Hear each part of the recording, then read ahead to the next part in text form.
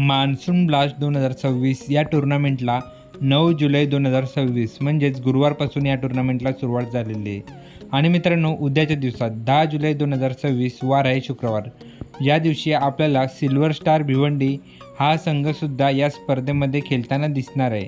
तर चला, rubber ball क्रिकेटची ही टुर्नामेंट म्हणजेच मान्सून ब्लास्ट 2026 तर उद्याच्या दिवसात कोणकोणते संघ खेळतील याची माहिती पाहूयात.